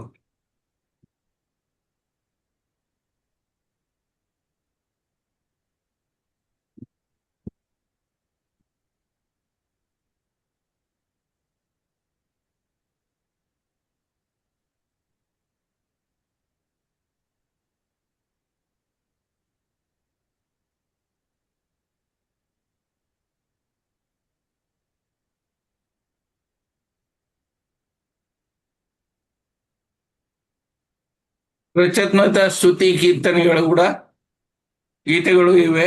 ಅದೆಲ್ಲ ಕೀರ್ತನೆಗಳು. ಆ ಕೀರ್ತನೆಗಳಲ್ಲಿ ಏನು ಉಂಟು? ಆ ಕೀರ್ತನೆಗಳಲ್ಲಿ 4 ಭಾಗಗಳನ್ನಾಗಿ ಮಾಡಲಾಗಿದೆ. ಒಂದು, ನಾನು ಕಷ್ಟ ಸಂಕಟಕ್ಕೆ ತುತ್ತಾದೆ ಅಂತ ಹೇಳಿ, ಅದು ಕೂಡ ಏನ್ ಹೇಳ್ತಾರೆ? ಅವರು ಕಷ್ಟಕ್ಕೆ ಒಳಗಾದರು ಅಂತ ಹೇಳಿ ಕೀರ್ತನೆ 107ರಲ್ಲಿ ಅದನ್ನು ಹೇಳ್ತಾರೆ. ಯಾಕೆ? ನಾವು ಪ್ರಯಾಣಿಕರು, ಬಂಧಿತರು, ಕಾಯಿಲೆ ಇದ್ದವರು, ಸಮುದ್ರ ಸಾಗರಗಳಲ್ಲಿ ವ್ಯಾಪಾರ ಮಾಡುವವರು ಅಂತವರೆಲ್ಲ ಇದ್ದರಿಂದ ಅವರು ಮೊರೆ ಇಟ್ಟರು. ಕೀರ್ತನೆ 107ರಲ್ಲಿ ಅವರು ಕಷ್ಟಪಟ್ಟರು ಅಂತ ಹೇಳಿ ವಚನ 4, 10, 17, 23 ಹೇಳ್ತದೆ. ಸರ್ವೇಶ್ವರ ಅವರು ಸರ್ವೇಶ್ವರಿಗೆ ಕರೆ ಕೊಟ್ಟರು ಅಂತ ಹೇಳಿ ವಚನ 6, 13, 19, 28 ಹೇಳ್ತದೆ. ಸರ್ವೇಶ್ವರ ಅವರಿಗೆ ಉತ್ತರ ಕೊಟ್ಟರು 6, 13, 19 ಮತ್ತು 28ರಲ್ಲಿ ತಿಳಿಸ್ತದೆ. ಅವರು ದೇವರಿಗೆ ಸ್ತುತಿಗೀತೆಯನ್ನು ಕೊಟ್ಟರು 8, 15, 21, 31. ಸಾಮೂಹಿಕ ಸ್ತುತಿ ದೇವಸ್ತುತಿಯ ರೂಪದಲ್ಲಿ ಅವರು ನಡೆಸ್ತಾ ಇದ್ದರು. ಹಾಗೆಯೇ ಕೀರ್ತನೆ 118 ಕೂಡ ದೇವರಿಗೆ ಸ್ತುತಿಗೀತೆ, ಥ್ಯಾಂಕ್ಸ್ ಗಿವಿಂಗ್ ಮತ್ತೆ ದೇವಸ್ತುತಿಗೆ ಗೀತೆ. ಈ ಕೀರ್ತನೆಗಳಲ್ಲಿ ದೇವರ ಯಾರು ಅಧಿಕಾರಿ, ಯಾರು ದೇವರ ಗುರು, ಅವರು ಮತ್ತೆ ಜನರು ಎಲ್ಲ ಅವರು ಮೇನ್ ದರ್ವಾಜದ ಹತ್ತಿರ ನಿಂತು ಎಲ್ಲ ಹಾಡುತ್ತಿದ್ದರು ಅಂತ ಹೇಳಿ 118ನೇ ಕೀರ್ತನೆಯಲ್ಲಿ ನಾವೆಲ್ಲ ನೋಡಬಹುದು. 1ರಿಂದ 4, 5ರಿಂದ 18, 19, 21 ಅಂದ್ರೆ ಅಲ್ಲಿ ಬಾಗಿಲು ಓಪನ್ ಮಾಡುವಾಗಲೇ ವಿನಂತಿ ಮಾಡುವುದು ಎಲ್ಲ ಅದರಲ್ಲಿ ಅಡಕವಾಗಿದೆ. 21 ಅವರು ಮಂದಿರದ ಒಳಗೆ ಪ್ರವೇಶ ಮಾಡಲಿಕ್ಕೆ ಆಗ ಕೂಡ ಗಾಯನ ಹಾಡುತ್ತಿದ್ದರು. ಯಾಜಕರು ಜನರಿಗೆ ಆಶೀರ್ವಾದ ಕೊಡುವುದು 22ರಿಂದ 26, 27 ಎಲ್ಲ ಜನರ ಪ್ರತಿಗೆ ಏನಾಗಿತ್ತು ಅದನ್ನೆಲ್ಲ ಅವರು ವಿವರಿಸ್ತಾ ಇದ್ರು. ಹಾಗಿರುವಾಗ ನಾವು ದೇವರನ್ನು ಸರಿಯಾಗಿ ಅರ್ಥ ಮಾಡಿಕೊಂಡು ದೇವರನ್ನು ಹಿಂಬಾಲಿಸ್ತಾ ಹೋದರೆ ಆಗ ಮಾತ್ರ ನಮ್ಗೆ. ಹಾಗೆ ವೈಯಕ್ತಿಕ ಕೀರ್ತನೆಗಳು 9, 10, 30, 32, 34, 40, 41, 92, 116, 138 ಈ 10 ಕೀರ್ತನೆಗಳು ವೈಯಕ್ತಿಕ ಕೀರ್ತನೆಗಳಾಗಿವೆ. ಮತ್ತೆ ಸಾಮೂಹಿಕ ಕೀರ್ತನೆಗಳು 65ರಿಂದ 68, 118, 124 ಅದು ಟೋಟಲ್ 6 ಕೀರ್ತನೆಗಳು ಸಾಮೂಹಿಕ ಕೀರ್ತನೆಗಳು. ಇದಲ್ಲದೆ ನಾವು ಮರಿಯಮ್ಮನವರ ಸ್ತುತಿಗೀತೆಯನ್ನು ಕೂಡ ನಾವು ನೋಡಬಹುದು. ಅದು ಲೂಕನ ಶುಭ ಸಂದೇಶದಲ್ಲಿದೆ 1:46ರಿಂದ 55.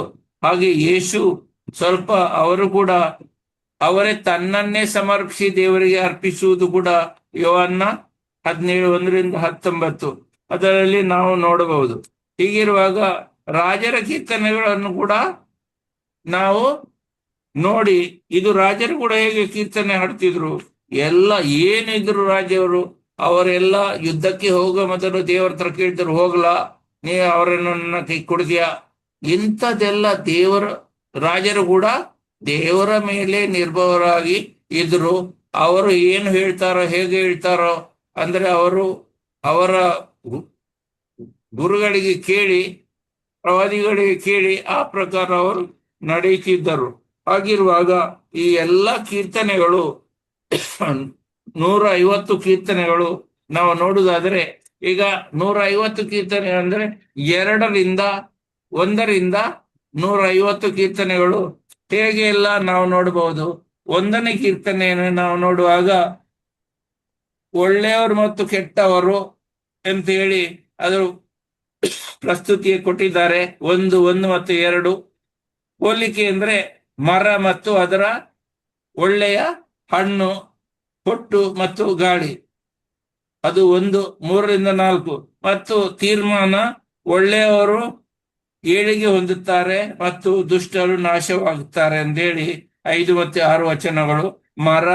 ಮರವು ಚೆನ್ನಾಗಿ ಬೇರು ಬಿಟ್ಟಿದ್ದು ಅದು ಹಣ್ಣು, ನೆರಳು ಮತ್ತು ಹಸಿರನ್ನು ನೀಡುತ್ತದೆ ಮತ್ತು ಹೊಟ್ಟು ವ್ಯರ್ಥ. ನ್ಯಾಯ ತೀರ್ಪಿನ ದಿನದಂದು ದೇವರು ನೀತಿವಂತರು ಮೇಲೆಯವರು ಸಹಾಯ ಮಾಡುತ್ತಾರೆ ಮತ್ತು ದುಷ್ಟರು ತಾವಾಗಿ ಸಾಯ್ತಾರೆ. ಹಾಗಿರುವಾಗ ಲಾಸ್ಟ್ 150ನೇ ಕೀರ್ತನೆಯಲ್ಲಿ ಏನ್ ಹೇಳ್ತಾರೆ? 150ನೇ ಕೀರ್ತನೆಯಲ್ಲಿ ಕೂಡ ದೇವರನ್ನು ಸ್ತುತಿಸಿರಿ. ಎಲ್ಲಿ? ಪವಿತ್ರ ಸ್ಥಳದಲ್ಲಿ ಸರ್ವೇಶ್ವರನ ಆರಾಧಿಸಿರಿ ಮತ್ತು ಆಕಾಶದ ಕೆಳಗಿರುವ ಪ್ರತಿಯೊಂದು ಸ್ಥಳದಲ್ಲೂ. ಅದು 151. ಯಾಕೆ ಸ್ತುತಿಸಬೇಕು? ನಮ್ಮ ಜೀವನದಲ್ಲಿ ಮಹತ್ತರವಾದ ಕೆಲಸಗಳನ್ನು ಮಾಡಿದ್ದಕ್ಕಾಗಿ ಮತ್ತು ಆತನ ಶ್ರೇಷ್ಠತೆಗಾಗಿ, ಆತನ ಮುಂದೆ ನಮಸ್ಕರಿಸಿದ್ದಕ್ಕಾಗಿ. 152. ಯಾರ ಜೀವನದಲ್ಲಿ? ನನ್ನ ಜೀವನದಲ್ಲಿ. ಅವರು ಎಷ್ಟೆಲ್ಲ ಕಾರ್ಯಗಳನ್ನು, ಒಳ್ಳೆಯ ಕಾರ್ಯಗಳನ್ನು ಮಾಡಿದ್ದಾರೆ. ನನ್ನ ಜೀವನದಲ್ಲಿ ಇಷ್ಟು ಆಯುಷ್ಯ ಕೊಟ್ಟು ನಿಮ್ಮ ಮುಂದೆ ಇನ್ನೂ ಪೂರಿಸಿದ್ದಾರೆ. ಕಣ್ಣು ಕಾಣೋದಿಲ್ಲ, ಕಿವಿ ಸರಿಯಾಗಿ ಕೇಳೋದಿಲ್ಲ, ಆದ್ರೆ ನಿಮ್ಮ ಎದುರು ಪೂರಿಸಲು ದೇವರು ನನ್ನನ್ನು ಇಷ್ಟವರೆಗೆ ಇಟ್ಟಿದ್ದಾರೆ. ಆದ್ರಿಂದ ಆ ದೇವರಿಗೆ ನಾವು ಎಷ್ಟು ಸ್ತುತಿ ಹೇಳಿದರೂ ಸಾಲದು.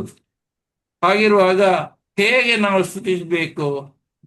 ದೇವರಿಗೆ ಏನು ಮುಖ್ಯ? ನಮ್ಮ 7 ಸಂಗತಿಗಳನ್ನು ನಾವು ಸರಿಯಾಗಿ ನಾವು ಅರಿತುಕೊಂಡು, ಪರಿಪೂರ್ಣ ಸಂಖ್ಯೆ 7 ಎಂದ್ರೆ ಸಂಗೀತ ವಾದ್ಯದೊಳಗಿಂದಿಗೆ ಆತನ ಮುಂದೆ ಸ್ತುತಿ ಮತ್ತು ನೃತ್ಯ. ಸ್ತುತಿ ನಾವು ನೃತ್ಯ ಮಾಡ್ತೇವ? ಅಯ್ಯೋ, ಸಂತೋಷದ ಗೀತೆಯನ್ನು ಹಾಡುವಾಗ ಕೂಡ ಬಾಡಿದ ಮುಖದಲ್ಲಿ ದೇವರಿಗೆ ಕೂಡ ದುಃಖ ಬರಬಹುದು, ಎಂತ ಪರಿಸ್ಥಿತಿಯಲ್ಲಿ ಇದ್ದಾರೆ ಅಂತ ಹೇಳಿ. ನಾವು ಸಂತೋಷದಿಂದ ಏನಾದ್ರೂ ದೇವರಿಗೆ ಸ್ತುತಿ ಗೀತೆ ಹಾಡ್ತೇವೋ? ಇಲ್ಲ. ಅದರಿಂದ 153 ಮತ್ತು 5 ಯಾರು ಎಲ್ಲ ಇದನ್ನು ಮಾಡಬೇಕು? ಯಾರು?